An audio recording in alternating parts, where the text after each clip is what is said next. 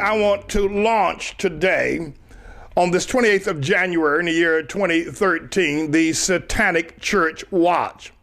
I want to start a broadcast and an organization that will seek out in America in particular and the world at large of satanic churches, blasphemous churches that support abominable practices that indeed thumb their noses at the word of God and go after filthy lucre as a matter of principle and teach others to do so.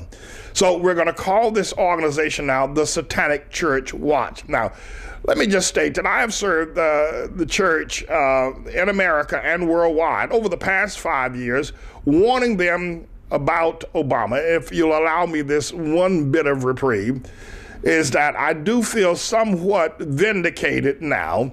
When Obama talked about gay and gay love and how it is to be preserved, he didn't just talk about gays as humanity, but he talked about their love and their ability to choose a love that God has condemned as abominable.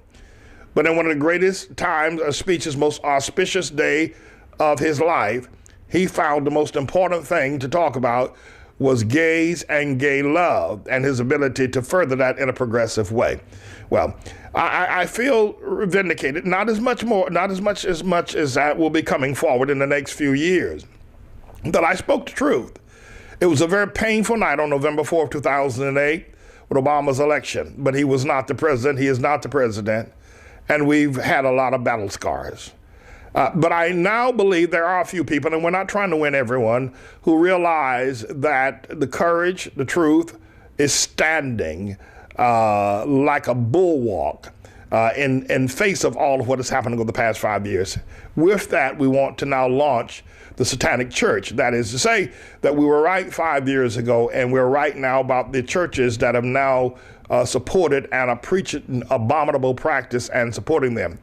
I also want to give credit to Dr. Wiley Drake, pastor of the First Southern Baptist Church of Buena Park, California, and former second vice president of the Southern Baptist Convention for a goodly number of years. And also Dr. Drake is now a member of the Outlaw World Missionary Church. I am his pastor, though he is a pastor himself at the First Baptist Church in Buena Park, California. And he wrote to me recently saying this: as the former second vice president of the Southern Baptist Convention during the year 2007-2008, I'm very embarrassed at the pastor-in-chief statement issued by Andy Stanley. And I assure you that as a Southern Baptist since 1965, the pastor of the same Southern Baptist Church for 25 years, I do not agree with Mr. Stanley. I also want you and all my Christian friends and fellow ambassadors of Jesus Christ to know that I have only one chief, and his name is Jesus Christ. And this comes from Dr. Wiley Drake, who is also the chairman of the Congressional Prayer Conference of Washington, D.C. Thank you so much, Dr. Drake, for bringing this matter to our attention. Now, the Religious Today daily headlines of January 24th reads as such: Atlanta mega church pastor Andy Stanley, who gave the sermon at the pre-inaugural church service, suggested during his remarks that President Obama should be called pastor-in-chief for his leadership following the Newtown shooting. The Washington Examiner reports Stanley thanked Obama for his work after the tragedy when he spoke to the mourners, then acknowledged Obama's influence and prayed that the president would continue to leverage his influence for the sake of our nation, and that he should be considered the nation's pastor and the nation's pastor-in-chief. Now, there are a couple of things here. First of all, I fell in love with a pastor by the name of Charles Stanley. He preached a ministry on the radio and television called In Touch Ministry. In Touch Ministry just spread across America during the 80s and the 90s, and it was just a blessing. Charles Stanley is the pastor, or was the pastor, and is the father of Andy Stanley. They've gone different ways. But America used to refer to Charles Stanley as America's pastor, not Chuck Swindoll, not James Dobson, and not any of the others, but Charles Stanley, a very humble man, a Bible teacher, and one who I respect greatly, even at this hour, was called America's pastor. Now, for his son, Andy Stanley, who's gone off and who's become a mega church pastor right there in Atlanta where his father is, has not only spit in the face of the American people and in the eyes of God, but also has slapped his father, who once had the title America's pastor. That will launch us into the fact that we now need to know that there are satanic churches in the earth, and we need to be very much aware of them. Listen, Obama is the son of Satan. Now, I can say that with credibility 5 years running, and people are beginning to understand. Oh, I know that the majority of people think I'm just doing preacher talk. First of all, they're not willing to hear the truth. And I know that also. I know they're not willing to hear the truth. Moreover, there are many people who are not even willing to give me the credit of being right, mainly because I've come against so many of the things that they're fond of. So they would rather go to hell than say that I'm right. But Obama, everyone, is the son of Satan. We need to understand that.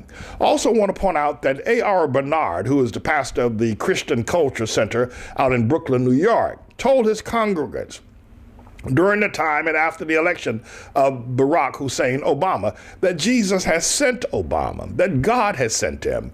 And he likened Obama as to Solomon, one who was wise and powerful and who was going to unite and build the kingdom and build the temple of God.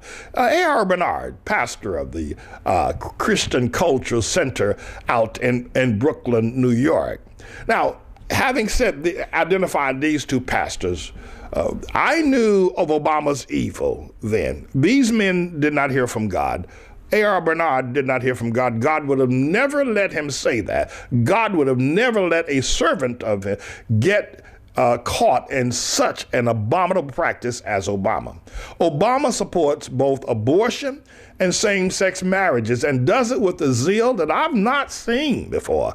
I've not seen the kind of zeal that Obama supports same-sex marriage with, or with abortion, because we know that he voted for infanticide when he was a state legislator in the state of Illinois and out of the city of Chicago.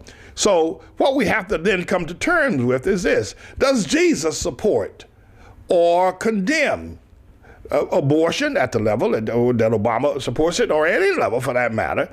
And does Jesus support or condemn same-sex marriages? Now, we know that Jesus condemns same-sex marriage. We know that he condemns abortion. And for A.R. Bernard to say so 4 years ago, you give him a little bit of a benefit of the doubt. But for Andy Stanley to slap three people at one time, slap God, slap the American people, and slap his father, most of all, I think that was against his father, naming Obama America's pastor-in-chief. That was directly a word at his father. Obama is a Mac Daddy. Obama pimps white women and black women. He got started.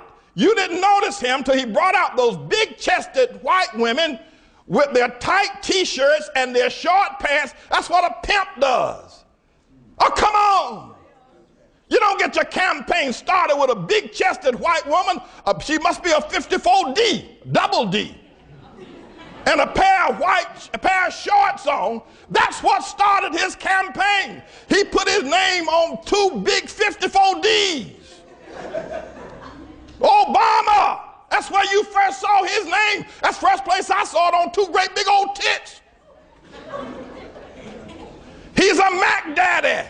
He pimps white women and black women. Obama is a long-legged Mac Daddy. Black people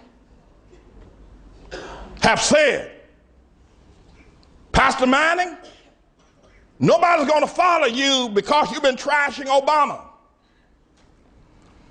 If you want black people to get with your no-do, no-rain, your outlaw They're not going to follow you because you've been trashing Obama. And black people love this man. And because of the way you speak about him, you can forget about your ministry. Now it's over with. Nobody's going to be on your committees. Nobody's going to walk with you or march with you, or nobody's going to be with you, Pastor Manning. But let me just say this, first of all. I haven't trashed him. I haven't trashed Obama. His African in-heat father went a whoring after a trashy white woman. He was born trash. I said he was born trash. I didn't trash him. I'm speaking the truth about him.